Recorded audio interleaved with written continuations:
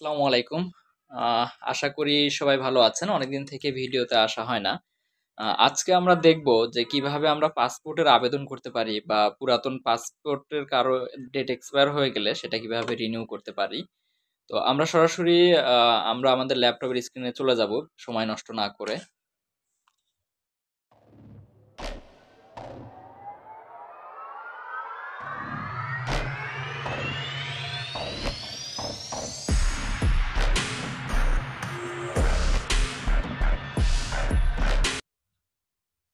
ওকে, আমরা যেকোনো একটা ব্রাউজারে গেলাম। এখানে যেখানে একটা ব্রাউজারে গিয়ে আমরা যদি সাধারণভাবে পাসপোর্ট অ্যাপ্লিকেশন লিখে সার্চ দিই তাহলে প্রথমেই এই ই পাসপোর্ট নামে একটা ওয়েবসাইট দেখাবে। তো এখানে আমি ক্লিক করার পরে একটা ইন্টারফেস আসবে। এখানে একটা অ্যাকাউন্ট ক্রিয়েট করতে হবে। তার আগে সরাসরি লগ ইন করলেও আমরা করতে পারি এখান থেকে সাইন ইন, যদি আমাদের আগে থেকে ইউজার আইডি পাসওয়ার্ড থাকে, অথবা আমরা নতুন করে লগ ইন করবো। তো এই ক্ষেত্রে আমি এই যে অ্যাপ্লিকেশন অ্যাপ্লাই অনলাইন ফর এখানে ই পাসপোর্ট এইখানে আমি ক্লিক করবো আর রি ইস্যু। তো এখানে আমি চাইলে নতুন করে অ্যাপ্লিকেশনও করতে পারি অথবা রি ইস্যু করতে পারি। তো আমি ধরবো যে আমার আগের কোনো অ্যাকাউন্ট নেই, তো সেক্ষেত্রে আমি এই জায়গায় আমি কি বাংলাদেশি এটা সিলেক্ট করতে হবে এবং কি আমি কোথা থেকে বলছি এটা আমি যদি আমি আমার নিজের ইনফরমেশনই দেই, ঠাকুরগান, এবং কি ঠাকুরগান সদর এখানে দেওয়ার পরে কন্টিনিউ করতে হবে। এখানে ইমেল অ্যাড্রেস দিতে হবে। তো আমি যদি সাধারণভাবে একটা ইমেল অ্যাড্রেস দেই, যেমন আমি এটা হাইড করে দিব।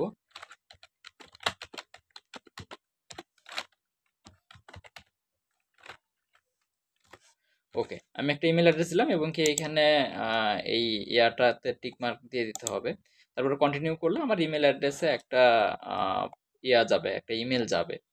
তো এক্ষেত্রে সরি, আগে পাসওয়ার্ড সেট করতে হবে। আমি যদি যে কোনো একটা পাসওয়ার্ড সেট করি এখানে পাসওয়ার্ড দিতে হবে এবং এখানে রি পাসওয়ার্ডটা সেম পাসওয়ার্ডটা আবার পুনরায় দিতে হবে। এবং কি এই জায়গায় আমার নাম, আমি যদি আমার নাম দেই এখানে আপনি ফার্স্ট নেম দিবেন, যেমন আমার নামটাই আমি দিচ্ছি এমডি ইউসুফ আলী। উপরে দেখেন এই জায়গায় ফুল নামটা দেখাবে, নিচে আপনি উপরে ফার্স্ট নেমটা দিবেন, নিচে লাস্ট নেমটা দিবেন। তো এখানে বাংলাদেশে আপনি যে নাম্বার দিয়ে রেজিস্ট্রেশন করতে চান সেই নাম্বারটা এই জায়গায় দিবেন। পরবর্তীতে এটা পাসপোর্টে চাইলে আপনি রেখে দিতে পারবেন। যেমন আমি যদি একটা নাম্বার দিই, ওকে আমি একটা নাম্বার দিলাম, এখানে আবার চেক মার্ক দিয়ে যদি আমি ক্রিয়েটে ক্লিক করি, ক্রিয়েটে ক্লিক করার সাথে সাথে আমাদের ইমেইলে একটা ইমেল আসবে। আমি যদি দেখাই যে সেম এরকম একটা ইমেল আসবে। তো এই মেলটাতে এই জায়গায় হেয়ারে ক্লিক করার পরে আপনার ইয়া পেজে নিয়ে যাবে। আমি যদি এখানে ক্লিক করি দেখুন, ক্লিক করার সাথে সাথে এরকম দেখা যাবে। এটা আমি আগেই ইউজ করছি, সো এই জায়গাতে আম, এটা এই লিঙ্কটা আর কাজ করবে না। সো আমাকে লগ ইন করতে হবে। সো আমি লগ ইন করে নিচ্ছি। আপনারা এখানে ক্লিক করলে বুঝতে পারবেন, আপনাদের লগ ইন ফর্মে নিয়ে যাবে। ওকে, এখানে ইউজার আইডি এবং কি পাসওয়ার্ড, ইউজার আইডি বলতে মেইল অ্যাড্রেস দিতে হবে এবং কি পাসওয়ার্ড দিতে হবে। একটু আগে যে পাসওয়ার্ডটা আমরা সেট করলাম এবং কি এই জায়গায় চেক মার্ক দিতে হবে। চেক মার্ক দেওয়ার পরে সাইন ইনে ক্লিক করতে হবে। সাইন ইনে ক্লিক করলে এরকম একটা পেজ দেখাবে। তো আমার এই জায়গায় একটা অ্যাপ্লিকেশন করা আছে। তো আপনাদের এই যে নিচের এইটুকু ইনফরমেশন থাকবে না, আপনাদের এই যে এইখানে apply for a new passport, তো এখানে ক্লিক করতে হবে। এখানে ক্লিক করলে আপনার এই যে আমি দেখাই আমারটাই আমি দেখাচ্ছি। সময় সংকীর্ণতার কারণে বা ভিডিওটা ছোট করার জন্য আমি আমার যে পাসওয়ার্ডটা, সরি, আমার যে পাসপোর্টের জন্য অ্যাপ্লাই করা আছে বা অ্যাপ্লাই করেছি, সেটাই আমি দেখাবো। তো আমি যেটা করেছি আমার পাসপোর্ট আমি রিনিউ করেছি। তো এই জায়গাতে আপনারা এই যে প্রথমেরটা ক্লিক করবেন, ঠিক আছে, অর্ডিনারি পাসপোর্ট। তো অফিসিয়াল কোনো যদি অফিসিয়াল পারপাস করেন বা অফিস থেকে করে দেয় সেটা অফিসিয়াল পাসপোর্ট হবে। তো প্রথমেরটা চেক ক্লিক করতে হবে, তারপরে সেভ অ্যান্ড কন্টিনিউ ক্লিক করতে হবে। সেভ অ্যান্ড কন্টিনিউ ক্লিক করলে আপনাদের এই পেজটা আসবে। তো এই পেজে যে ইনফরমেশনগুলো আছে আপনাদের আইডি কার্ড অনুযায়ী আপনারা ইনফরমেশনগুলো দিবেন। যেমন এখানে আপনার জেন্ডার সিলেক্ট করতে হবে। এটা অটোমেটিকলি আপনার ইউজার আইডি পাসওয়ার্ড প্রথমে যে ইয়াটা করেছেন, আপনার সাইন ইন করার জন্য যে অ্যাকাউন্টটা করেছেন, যদি এখানে এখানে চেক মার্ক দেওয়া থাকে বা টিক মার্ক দেওয়া থাকে তাহলে ওই ইনফরমেশনগুলো এই জায়গায় ধরে নিবে।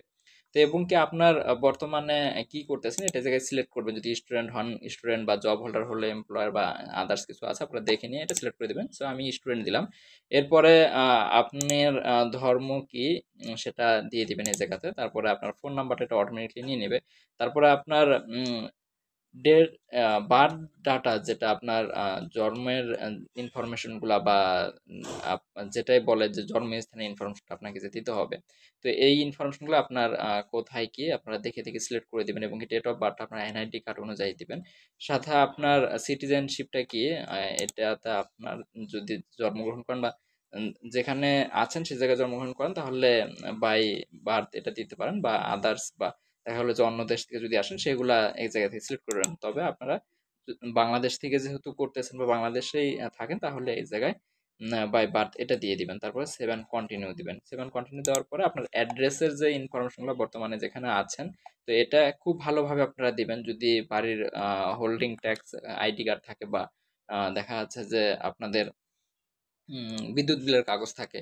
তো সে অনুযায়ী আপনারা এই জায়গায় এই ইনফরমেশনগুলো শেয়ার করবেন। তো আমি এই জায়গাতে প্রত্যেকটা সিলেক্ট করেছি এবং কি আপনার প্রেজেন্ট অ্যাড্রেস এবং কি পার্মানেন্ট অ্যাড্রেস যদি এক হয় তাহলে এই জায়গায় চেক মার্ক দিলে আগের ইনফরমেশনগুলো এই জায়গায় চলে আসবে বা আপনার যদি ভিন্ন হয় তাহলে আপনাকে ম্যানুয়ালি এটা সিলেক্ট করতে হবে এবং কি প্রত্যেকটা ফিল আপ করতে হবে। তো এটার অনুযায়ী এই যে আপনার বর্তমানে যেখানে আছেন প্রেজেন্ট অ্যাড্রেস ওইটার অনুযায়ী কিন্তু আপনার পাসপোর্টটা যেখানে জমা দিতে হবে ওই অ্যাড্রেসটা এই জায়গায় দেখাবে। সো এই জায়গাতে দেখেন এই যে স্পষ্ট করে সব বলা আছে। তো এটা সেভেন কন্টিনিউ দিবেন। সেভেন কন্টিনিউ দেওয়ার পরে আপনার মেন যে জিনিসটা যে আপনার এনআইডি কার্ড অনুযায়ী আদার সব কিছু এই জায়গায় দিতে হবে। তো এনআইডি নাম্বারটা দেওয়ার সাথে সাথে ভেরিফাই করে নিচের এই ইনফরমেশনগুলো অটোমেটিকলি নিয়ে নেওয়ার কথা। যদি না নেয় সেক্ষেত্রে আপনাকে ম্যানুয়ালি ফিল আপ করতে হবে বা এনআইডি কার্ড দেওয়ার পরে আপনার এই জায়গাতে মেন ইস্যুটা যে আমি কিন্তু এই জায়গাতে আমার আগের একটা পাসপোর্ট ছিল। আমি এখন নতুন করে রিনিউ করতে চাচ্ছি। সো আমি এটাতে চেক মার্ক দিছি। তো এই জায়গাতে আপনাদের আগে যদি পাসপোর্ট থাকে তাহলে সেক্ষেত্রে এটা দিবেন এবং কি যদি পাসপোর্ট না থাকে তাহলে এই জায়গায় নোতে ক্লিক করবেন। এখানে ক্লিক করলে তাহলে নিচের এই অপশনগুলো থাকবে না। সো আমি যেহেতু রিনিউ করতেছি সেই জায়গাতে আমি রিনিউয়ে ক্লিক করার পরে এখানে এক্সপায়ার মানে কি জন্য আমি রিনিউ করতেছি বা কি জন্য আমি আবেদন করতেছি এই জায়গায় দিতে হবে। তো আমার যেহেতু এক্সপায়ার্ড হয়ে গেছে তো আমি এক্সপায়ার্ড দিলাম। বা এমনকি আপনাদের যদি অন্য কোনো রিজন থাকে তাহলে সেটা দিতে পারেন বা ড্যামেজ হয়ে যাওয়া বা হারিয়ে যাওয়া এটা এই জায়গায় আপনারা দেখে দিয়ে দিবেন।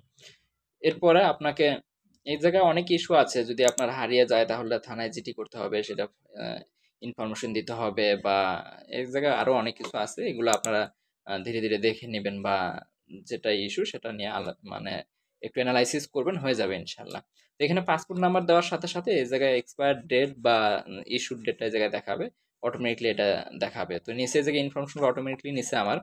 তো এই জায়গাতে আপনার পাসওয়ার্ডটা যদি অন্য কান্ট্রিতে থাকে বা আদার্স কোনো জায়গায় জমা দেওয়া থাকে তাহলে যে নিচেটা দিতে হবে বা আমার যেহেতু নাই কোনো জায়গায় আমার সাথে আছে সেক্ষেত্রে আমি উপরেরটা দিছি। তো এখন সেভেন কন্টিনিউ করতে হবে। তো সেভেন কন্টিনিউ করার পরে যে অপশনটা এখানে আপনার বর্তমানের গার্ডিয়ান ইনফরমেশন বা বাবা মার ইনফরমেশনটা এই জায়গায় ফিল আপ করতে হবে। আপনার আইডি কার্ড অনুযায়ী এটা আপনি ফিল আপ করে দিবেন। তো এই জায়গাতে আপনি যখন পাসপোর্ট জমা দিবেন তখন কিন্তু আপনার বাবা মার এনআইডি কার্ডের ফটোকপি লাগবে। তো সেটা অনুযায়ীও আপনি দিতে পারেন বা আপনার সার্টিফিকেট অনুযায়ী বা আপনার এনআইডি কার্ড অনুযায়ী এটা আপনি দিবেন অবশ্যই। তারপরে আপনার তারপরের যে অপশনটা সেভেন কন্টিনিউ করার পর নিচে সেভেন কন্টিনিউ করার পরে এখানে আবার আরেকটা বিষয় যে আপনার যদি গার্ডিয়ান অন্য কেউ থাকে সেক্ষেত্রে কিন্তু নিচের এটা ফিল আপ করতে হবে। সো এটা একটু দেখে নেবেন।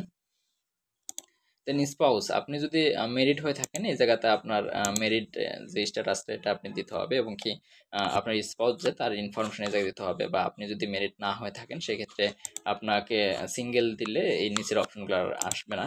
তো এটা আপনারা ধীরে ধীরে ফিল আপ করবেন যদি আপনারা মেরিড হয়ে থাকেন। তারপরে ইমার্জেন্সি কন্ট্যাক্ট হিসেবে আমি আমার বাবাকে ইউজ করছি, ফাদার।